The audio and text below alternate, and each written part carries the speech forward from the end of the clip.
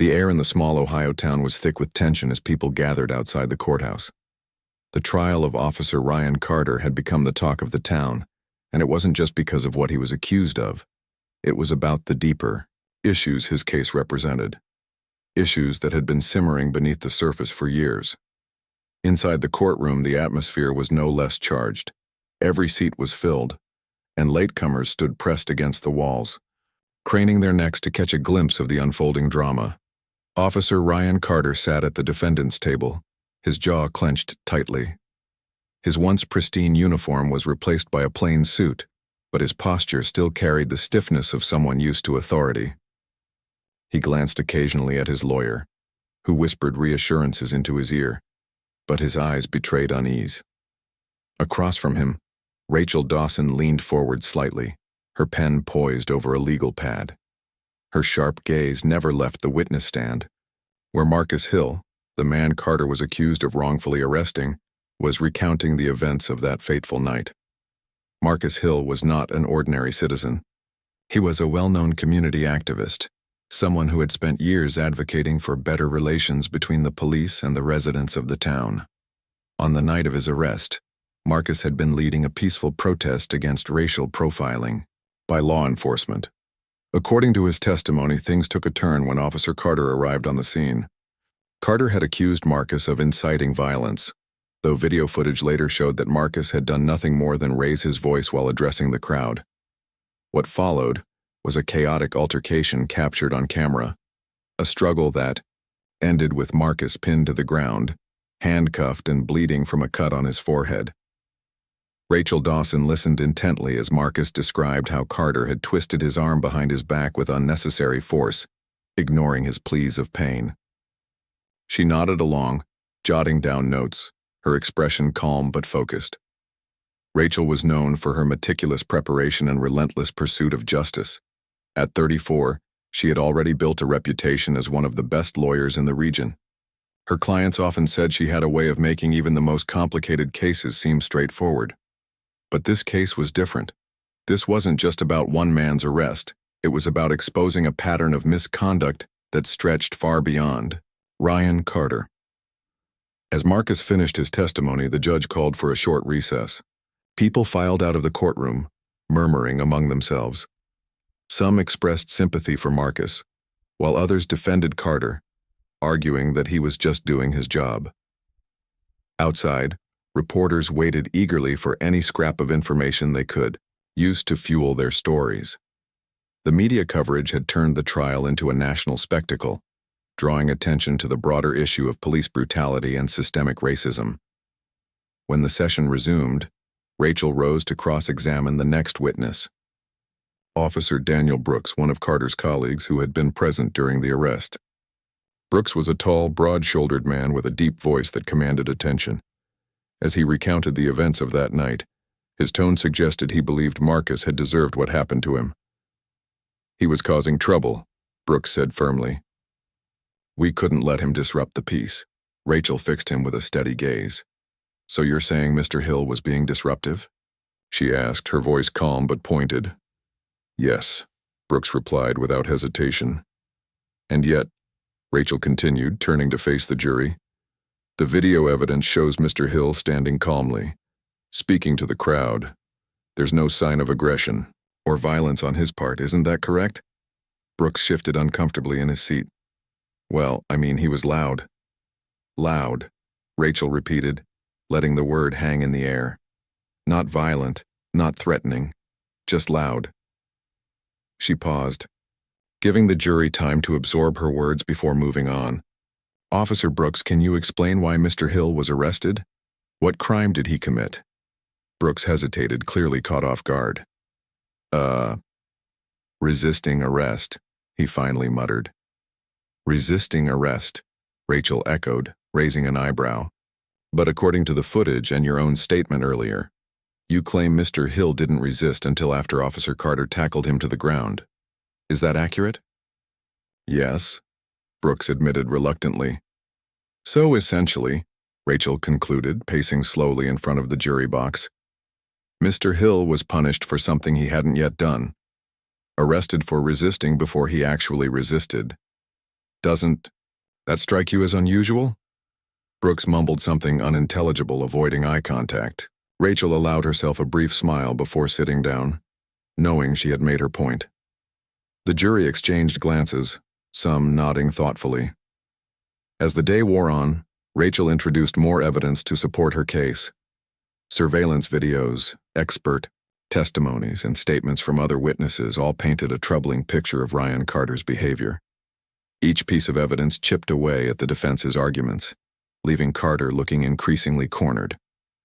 By the time court adjourned for the day, whispers circulated throughout the room about whether Carter might actually be convicted. Back at her office later that evening, Rachel reviewed her notes, mentally preparing for the next phase of the trial. She knew the coming days would be critical. The prosecution had momentum on its side, but the defense wouldn't go down without a fight. Rachel poured herself a cup of coffee and stared out the window, thinking about the bigger implications of this case. If she succeeded, it wouldn't just be a victory for Marcus Hill. It would send a message to communities everywhere that accountability mattered. Meanwhile, across town, Ryan Carter sat alone in his living room, nursing a glass of whiskey. The weight of the trial pressed heavily on him, and for the first time, doubt crept into his mind. Was he really guilty of the charges against him? Or was he simply a scapegoat for a system that had failed long before he ever put on a badge? These questions swirled in his head as he stared blankly at the television, unable to focus on anything but the mounting pressure closing in around him. Unbeknownst to either of them, the events of the next few days would change everything. Not just for Ryan Carter and Rachel Dawson, but for the entire town. The truth was close to coming out, and when it did, it would leave no one untouched. The morning of the fourth day of the trial dawned gray and overcast, mirroring the mood inside the courtroom. People filed in early, eager to see what would happen next. The previous day had ended with Rachel Dawson introducing damning evidence against Officer Ryan Carter, leaving the defense scrambling to regroup. Today promised to be even more intense, as Rachel was set to call her star witness, Kevin Myers, a former officer who claimed he had been pressured by superiors to falsify reports about Marcus Hill's arrest. Kevin Myers entered the courtroom quietly, his head bowed as if trying to avoid attention. He was a tall man with thinning hair and a nervous demeanor, dressed in a plain button-down shirt and slacks. As he took the stand, he adjusted his glasses and glanced around the room, his eyes finally settling on Rachel. She gave him a reassuring nod before beginning her questioning. "Mr. Myers," Rachel started, her voice calm and steady. "Can you tell us a little about your background? How long were you with the police department?" Kevin cleared his throat, gripping the edges of the witness stand tightly. "I was with the department for 12 years, he said. "I started as a patrol officer and worked my way up." "And during your time there, did you ever witness or experience anything unusual regarding how certain cases were handled?" Rachel asked, leaning slightly forward.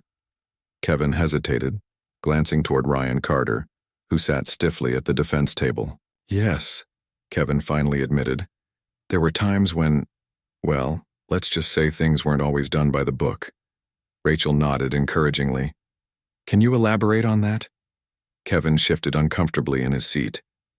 "Some officers, especially those higher up, would push us to write reports that didn't exactly match what happened. They wanted it to look like they were doing their jobs perfectly, even if that wasn't true." Rachel paused, letting his words sink in. "Did this happen in relation to Marcus Hill's arrest?" "Yes," Kevin replied, his voice growing quieter. "After the incident, we were told to make sure our statements aligned. If anyone mentioned anything about excessive force being used, they were pulled aside and reminded to stick to the script." A murmur rippled through the courtroom. Ryan Carter leaned over to whisper something to his lawyer, but his expression remained tense. On the other side of the room, Marcus Hill sat upright, listening intently while members of the community exchanged knowing looks. Rachel continued, her tone firm yet gentle. "Were you personally asked to falsify any part of your report?" Kevin nodded. "Yes, I was told to downplay how aggressive Officer Carter was during the arrest. They said it would reflect poorly on the department if word got out that he had lost control." "What did you do?" Rachel asked. "I went along with it at first. Kevin admitted, his voice tinged with regret. But later I couldn't live with myself. That's why I resigned. Rachel thanked him and turned to face the jury. Ladies and gentlemen, this testimony shows that the truth about Marcus Hill's arrest has been deliberately hidden. It wasn't just one officer acting alone. It was a coordinated effort to protect the reputation of the department at all costs. The defense attorney stood up to cross-examine Kevin, attempting to poke holes in his credibility. Isn't it true, Mr. Myers, that you have a history of disciplinary issues within the department? Issues that might give people reason to doubt your character? Kevin sighed, clearly expecting this line of questioning. Yes, I've had some problems in the past, but that doesn't change the fact that what I'm saying now is true. And isn't it possible, the defense attorney pressed, that you're lying because you hold a grudge against the department? After all, you left under less than ideal circumstances. No, Kevin said firmly. I'm here because I want to do the right thing. For too long I stayed silent while bad things happened. Not anymore. The exchange went on for several minutes, but Kevin held his ground, refusing to back down. When the defense finally sat down, Rachel rose again to ask one final question. Mr. Myers, have you ever seen Officer Carter threaten civilians with his weapon during an altercation? Before Kevin could answer, a sudden commotion erupted in the courtroom. Everyone turned to see Ryan Carter standing abruptly, his face flushed with anger. His hand moved toward the holster strapped to his belt, where his service weapon rested.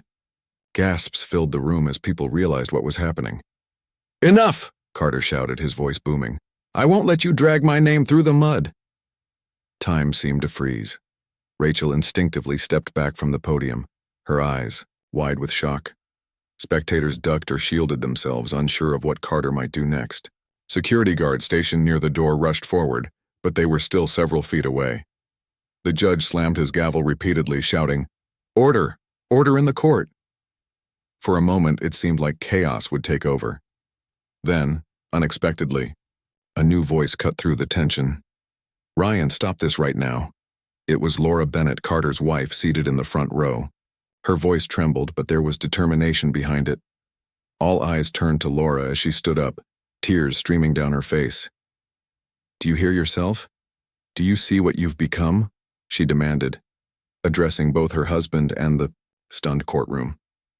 "This isn't who you are, or who you used to be." Carter froze, his hand hovering above his gun. His breathing was heavy, and sweat dripped from his forehead. Laura continued, her voice breaking. "I've known for years that you struggle with your temper, but I stayed quiet because I thought it would get better. Now seeing you aim a weapon at someone just doing their job..." She trailed off, shaking her head. "It's gone too far. Ryan, you need to stop." The room fell silent except for Laura's soft sobs. For a brief second it looked like Carter might ignore her plea and pull the trigger anyway. But then slowly his hand began to lower. With visible effort, he unclenched his fingers and let the gun slip from his grasp. It hit the floor with a loud clatter echoing through the hushed courtroom. Security guards reached him moments later, restraining him and escorting him out of the room. The judge declared a recess, dismissing everyone until further notice. As people filed out, whispers buzzed like static electricity. No one could believe what they had just witnessed. Outside the courthouse, reporters swarmed witnesses and lawyers, desperate for reactions. Marcus Hill spoke briefly, thanking Rachel and Kevin for their courage in pursuing the truth. "This isn't just about me," Marcus said. "It's about holding people accountable no matter how powerful they think they are." Rachel, meanwhile, declined to comment, retreating to her office to process the events of the day. She knew the trial had taken a dramatic turn, one that would shape its outcome, and possibly the future of the town itself. Back home, Laura packed a suitcase, tears streaming down her face as she decided to leave Ryan for good. She called a friend to pick her up, vowing never to return to a life of fear and silence. For her, today marked the beginning of a new chapter, one defined by strength and honesty. As night fell, the town remained abuzz with speculation. What had started as a routine trial had spiraled into something much larger, exposing cracks in the foundation of trust between the police and the community. Everyone agreed on one thing: nothing would ever be the same again. The days following the shocking incident in the courtroom were a blur of activity and emotion. News outlets across the country picked up the story, turning it into a national sensation. Headlines screamed about corruption, accountability, and the dramatic moment when Officer Ryan Carter aimed his gun at Rachel Dawson, only to be stopped by his own wife's plea. The town was divided. Some people supported Carter, believing he had been set up or misunderstood, while others saw him as a symbol of everything wrong with law enforcement. Rachel Dawson found herself at the center of the storm. Her phone rang, constantly with calls from reporters, activists, and even strangers offering their support. She tried to focus on preparing for the next phase of the trial, but distractions were everywhere. Despite the chaos, she remained determined to see the case through to the end. For Rachel, this wasn't just about winning. It was about exposing the truth and ensuring that justice prevailed. Meanwhile, Kevin Myers became an unexpected hero in the eyes of many. His decision to testify against his former colleagues had come at great personal risk. After leaving the courthouse that day, he received both praise and threats. Some community members hailed him as brave, while others accused him of betrayal. Kevin kept a low profile, staying indoors and avoiding social media. He knew speaking out was the right thing to do, but that didn't make it any easier. Laura Bennett's actions also drew widespread attention. By confronting her husband publicly and refusing to stay silent, she had become a symbol of courage for women trapped in abusive or toxic relationships. Interviews poured in, asking her to share her story, but Laura declined most requests. Instead, she focused on starting over. With the help of a close friend, she moved into a small apartment on the outskirts of town, far from the scrutiny of prying eyes. Though heartbroken, she felt a strange sense of relief, not just for leaving Ryan, but for finally standing up for herself. As the trial resumed, the atmosphere in the courtroom was different.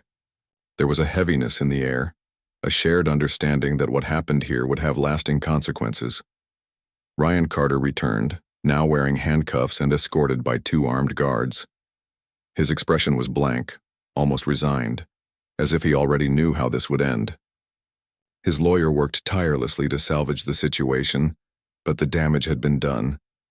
The image of Carter aiming his gun at Rachel, and the words spoken by his wife, had shifted public opinion irreversibly. On the stand, Rachel called another key witness, Detective Lisa Morgan, a veteran officer who had worked alongside Carter for years. Lisa was hesitant to testify, fearing backlash from her peers, but she ultimately decided it was the right thing to do. As she recounted instances of misconduct within the department, her voice wavered with emotion. "I've seen things I wish I hadn't," she admitted. "Things I should have reported sooner." Lisa described a culture of intimidation and cover-ups, where officers were discouraged from questioning orders or reporting wrongdoing. She revealed that Carter had been reprimanded multiple times for losing his temper during arrests, yet nothing substantial had been done to address the issue. According to Lisa, higher-ups often dismissed complaints against Carter, citing his good track record and loyalty to the department. Rachel listened intently, jotting down notes. When it was her turn to question Lisa, she asked, "Detective Morgan, based on your experience, do you believe Officer Carter's actions during Marcus Hill's arrest were isolated or part of a larger pattern?" Lisa hesitated briefly before answering. "They weren't isolated," she said firmly. "Ryan has always had a short fuse. This wasn't the first time he used excessive force, and it probably wouldn't have been the last if no one stepped in." The impact of Lisa's testimony was immediate. Murmurs spread throughout the courtroom and several jurors exchanged meaningful glances. Even Carter's lawyer seemed deflated, struggling to mount a convincing defense. It was clear that the tide had turned decisively in favor of the prosecution. Outside the courthouse, tensions simmered. Protests erupted sporadically, with some groups demanding justice for Marcus Hill and others defending Carter as a scapegoat. Local leaders called for calm, urging residents to let the legal process play out without resorting to violence. Meanwhile, Federal investigators arrived in town to look into allegations of systemic corruption within the police department. Their presence added another layer of pressure as officers braced themselves for scrutiny.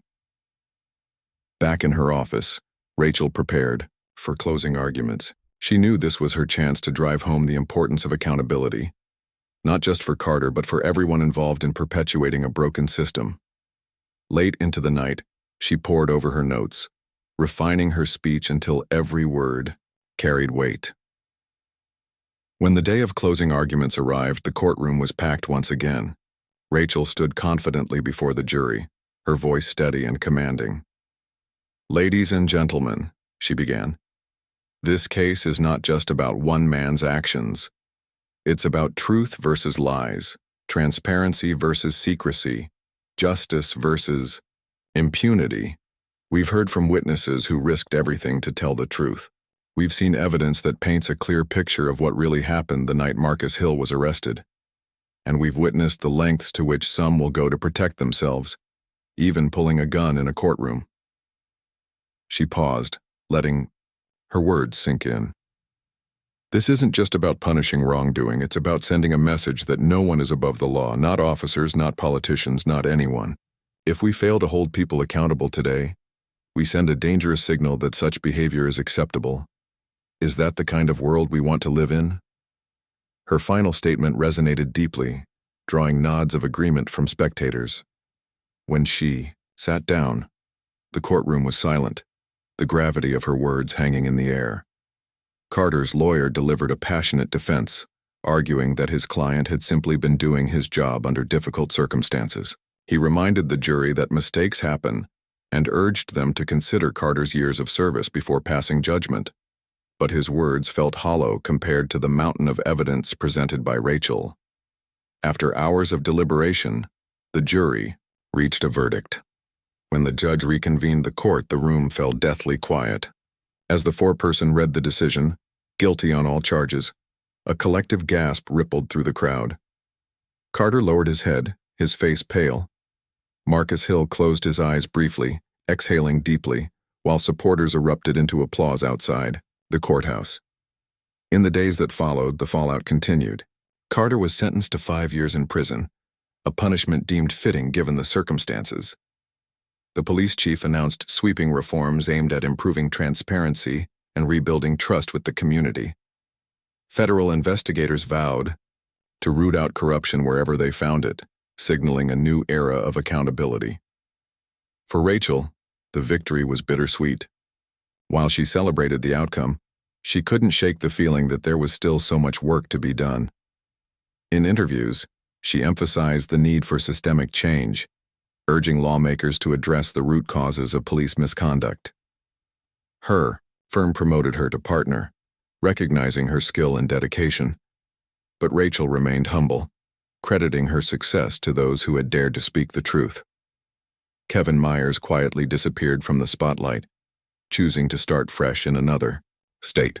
Though he occasionally received messages of gratitude from strangers, he preferred to keep a low profile. For him, testifying had been an act of redemption, a way to make amends for staying silent for too long. Laura Bennett began rebuilding her life, finding strength in therapy and support groups.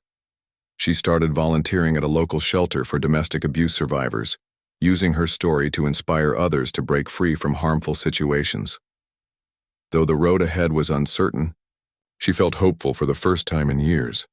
As the town slowly returned to normalcy, conversations about race, power, and accountability lingered. People debated passionately at coffee shops and town hall meetings, grappling with uncomfortable truths. Change wouldn't come overnight, but the seeds had been planted. Thanks to the courage of individuals like Rachel, Kevin, and Laura, the community took its first steps toward healing and justice. The weeks following Ryan Carter's conviction brought a mix of relief and reflection to the small Ohio town. For some, it felt like a long overdue reckoning. For others, it was a bitter pill to swallow. The trial had exposed deep wounds within the community, forcing people to confront uncomfortable truths about power, privilege, and accountability.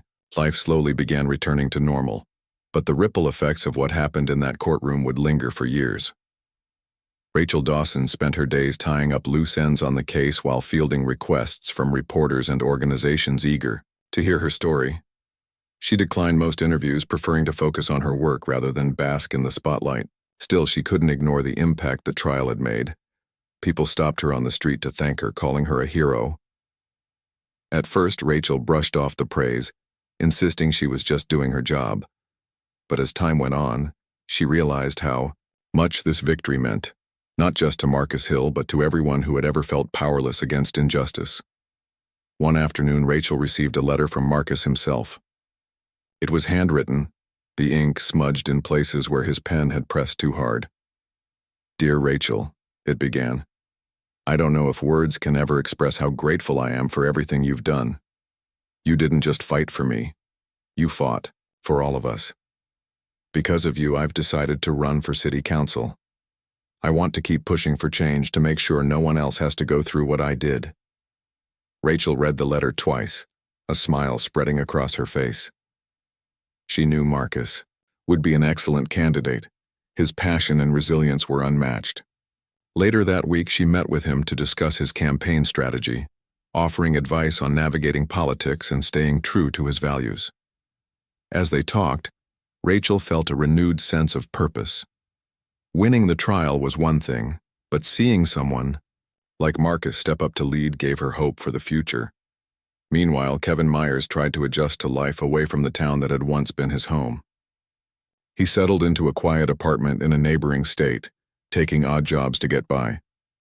Though he kept mostly to himself, he occasionally attended meetings for whistleblowers and activists, finding solace in sharing his experiences with others who understood. One evening, after a particularly moving discussion, he approached the group leader and asked if there was a way he could help others in similar situations. "You've already done so much," the leader told him. "But if you're serious, we could use someone like you to mentor newcomers." Kevin agreed, realizing that speaking out wasn't the end of his journey. It was the beginning of something bigger. Over time, he became a trusted voice in the whistleblower community, guiding those brave enough to challenge corrupt systems. His transformation from a reluctant participant to an active advocate inspired many, including himself. Laura Bennett also found new meaning in her life after leaving Ryan. After months of therapy and self-reflection, she started volunteering at a shelter for women escaping abusive relationships. Her story resonated deeply with the residents, many of whom saw themselves in her struggles. Laura often shared her experience during group sessions, emphasizing the importance of standing up for oneself, even when it felt impossible. "I stayed silent for too long," she admitted during one session. "And look where it got me. Don't make the same mistake I did." Her words struck a chord with the women, some of whom confided in her afterward. Laura listened patiently, offering advice and encouragement whenever she could. Slowly, she began rebuilding her confidence, rediscovering parts of herself she thought were lost forever. On weekends, she joined local advocacy groups, participating in marches and rallies aimed at raising awareness about domestic violence and police misconduct. For the first time in years, Laura felt like she was making a difference, not just for herself, but for others. Back in the town, efforts to reform the police department gained momentum. Federal investigators released a report detailing widespread issues, from falsified reports to racial profiling. The findings shocked many residents, sparking heated debates about how to move forward. Some called for drastic measures, such as disbanding the department entirely, while others argued for incremental changes. In response, the mayor announced a series of initiatives designed to increase transparency and accountability. Body cameras became mandatory for all officers, and independent oversight committees were established to review complaints. These changes didn't happen overnight, and resistance remained strong among certain factions. A few officers resigned in protest, claiming the reforms undermined their ability to do their jobs effectively. But for every critic, there were supporters who welcomed the shift toward greater accountability. Community meetings became more frequent, providing a platform for residents to voice their concerns directly to law enforcement leaders. While tensions still simmered beneath the surface, the dialogue marked a crucial step toward healing. As the months passed, the town began to feel different. Conversations about race and inequality grew louder, driven by grassroots movements led by young activists. Schools incorporated lessons on social justice into their curriculums, encouraging students to think critically about systemic issues. Local businesses pledged to hire more diversely, recognizing the value of representation. Even the media played a role, highlighting stories of resilience and progress alongside coverage of ongoing challenges. For Marcus Hill, running for city council proved both exhilarating and exhausting. Campaigning required long hours and endless energy, but he thrived on connecting with voters and sharing his vision for the future. His platform focused on police reform, affordable housing, and education equity, issues close to his heart. Rachel helped him craft speeches and strategize outreach efforts, ensuring his message reached as many people as possible. By election day, Marcus felt ready, regardless of the outcome. When the results came in, Marcus won by a narrow margin, proving that his voice mattered. Standing on stage during his victory speech, he thanked everyone who had supported him, especially Rachel. "This isn't my win. It's ours," he declared. "Together, we showed that change is possible. Now let's keep building a better tomorrow." The crowd erupted in cheers, holding signs that read, "Justice starts here and hope wins." Among them was Kevin Myers, watching proudly from the back. Though he hadn't returned to the town since testifying, he made an exception for this moment, wanting to see firsthand the impact of his courage. Nearby, Laura Bennett clapped enthusiastically, tears streaming down her face. She had come a long way since that fateful day in the courtroom, and seeing Marcus take office filled her with pride. For Rachel, the election marked the culmination of months of hard work and the start of a new chapter. With Marcus now in a position to enact real change, she turned her attention to other cases, continuing her fight for justice. Her firm celebrated her promotion to partner, recognizing her unwavering dedication and skill. Yet despite her success, Rachel remained grounded, always remembering why she chose this path in the first place. By year's end, the town had transformed in subtle yet significant ways. Trust between the police and the community improved, though scars remained.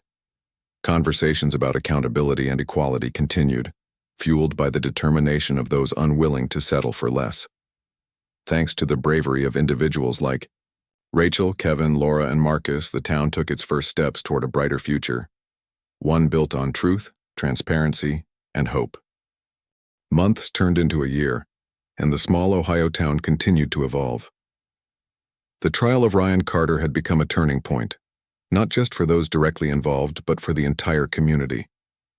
Life moved forward, but the lessons learned from that chaotic courtroom scene stayed etched in people's minds. Change was slow, messy, and sometimes painful, but it was happening. Rachel Dawson settled into her new role as a partner at her law firm, balancing high-profile cases with quieter ones that still needed attention. Her reputation grew beyond the town, drawing clients from across the state who sought her expertise in civil rights and police misconduct cases. Despite her success, Rachel remained humble, often reminding herself that justice wasn't about personal glory. It was about making things right for those who couldn't fight back on their own. Her friendship with Marcus Hill deepened as they worked together to address systemic issues in the town. As a newly elected city council member, Marcus faced challenges almost daily. Some opponents tried to block his reforms, citing budget constraints or claiming the changes were unnecessary. But Marcus refused to back down. He leaned on Rachel for advice, knowing she understood both the legal and human sides of the struggles they were tackling. Together, they pushed for policies that promoted transparency, fairness, and equality. One of Marcus's proudest achievements came when the city council approved funding for a civilian review board. This independent body would oversee complaints against police officers, ensuring investigations were thorough and unbiased. It wasn't a perfect solution, but it was a step in the right direction. At the announcement ceremony, Marcus thanked everyone who had supported him, singling out Rachel for her guidance. "Without her," he said, "none of this would have been possible." Kevin Myers, living quietly in his new home, kept tabs on the progress in the town through news reports and occasional phone calls with friends. Though he rarely visited, he felt connected to the changes happening there. His work mentoring whistleblowers gave him a sense of purpose he hadn't felt in years. Many of the people he advised went on to expose wrongdoing in their own workplaces, inspired by Kevin's bravery. When one young woman successfully uncovered corruption in a local government office, she sent Kevin a heartfelt letter thanking him for believing in her. Reading it brought tears to his eyes, not because he wanted recognition, but because he knew he was helping others find their voices. Laura Bennett also found fulfillment in her new life. Volunteering at the shelter became more than just a way to give back. It became her passion. She formed close bonds with the women she helped, celebrating their victories and offering comfort during setbacks. One resident, a single mother named Angela, credited Laura with giving her the strength to leave an abusive relationship. "You showed me I'm stronger than I thought," Angela told her one day. Those words meant everything to Laura, reinforcing her belief that speaking up could save lives, including her own. As the months passed, Laura decided to take her advocacy further. She enrolled in classes to become a certified counselor, hoping to provide even more support to survivors of domestic violence. Her instructors praised her dedication, noting how her personal experiences added depth to her understanding of the subject. By the end of the year, Laura graduated at the top of her class, ready to make an even bigger impact. Back in the town, reminders of the trial lingered, though they grew less prominent over time. The federal investigation into the police department resulted in several arrests, including high-ranking officials implicated in covering up misconduct. These arrests sent shockwaves through the community, prompting additional reforms. Officers underwent mandatory training on de-escalation techniques and cultural sensitivity, while recruitment efforts focused on diversifying the force. Slowly but surely, trust between the police and residents began to rebuild. The annual town hall meeting marked another milestone in this journey. For years, these gatherings had been tense affairs, with residents airing grievances and officers defending themselves. But this year felt different. Attendees spoke openly about their hopes for the future, acknowledging past mistakes while committing to work together. A young man stood up and shared how he'd once feared calling the police, worried they wouldn't treat him fairly. Now, after seeing positive changes, he felt hopeful. "I want to believe we can all move forward," he said. The room erupted in applause, a sign that healing was truly underway. For Ryan Carter, life behind bars was difficult. Prison stripped away the authority he had once wielded, forcing him to confront the consequences of his actions. Letters from his ex-wife Laura stopped coming after a few months, leaving him isolated. At first, he resented her for speaking out, blaming her for ruining his life. But as time went on, he began reflecting on what she had said in the courtroom. Maybe she was right. Maybe he had lost sight of who he was supposed to be. Carter started attending therapy sessions offered by the prison, reluctantly at first, but eventually opening up about his anger issues and insecurities. His counselor encouraged him to write letters apologizing to those he had hurt, including Marcus Hill. Though he doubted anyone would forgive him, putting his thoughts into words felt cathartic. To his surprise, Marcus responded, thanking Carter for taking responsibility. "It's not easy to admit when you're wrong," Marcus wrote, "but it's the first step toward change." The exchange didn't erase the past, but it offered a glimmer of redemption. By the end of the year, the town hosted its first Unity Festival, a celebration of diversity and resilience. Booths lined the streets showcasing art, music, and food from different cultures. Children played games while adults attended workshops on topics like conflict resolution and allyship. Rachel, Marcus, and Laura attended together, marveling at how far the community had come. Even Kevin made a brief appearance, surprising everyone with a speech about the power of truth and courage. Standing on stage, Kevin looked out at the crowd, his voice steady despite his nerves. "A year ago, I thought my life was over," he admitted. "I was scared to speak up, scared of what might happen if I did. But today I see what happens when people choose to stand for what's right, even when it's hard." We're not perfect and we never will be. But as long as we keep trying, we can build something better. The audience erupted in cheers, many rising to their feet. Rachel wiped away tears, overwhelmed by the moment. She glanced at Marcus and Laura, who smiled back at her. They had each played a part in this transformation, proving that individual acts of bravery could spark collective change. As fireworks lit up the night sky, closing out the festival, the town paused to reflect. The road ahead wouldn't always be smooth and old wounds might reopen. But for now there was hope. A fragile, beautiful thing nurtured by the courage of ordinary people doing extraordinary things. Rachel, Marcus, Laura, and Kevin returned, home that night feeling proud, not of themselves but of what they had accomplished together. The trial had been a catalyst, exposing flaws and inspiring action. And though the scars of the past remained, so did the determination to create a brighter future. In the end, the story wasn't just about one cop, one lawyer, or one activist. It was about a community waking up to its potential, choosing accountability over apathy, and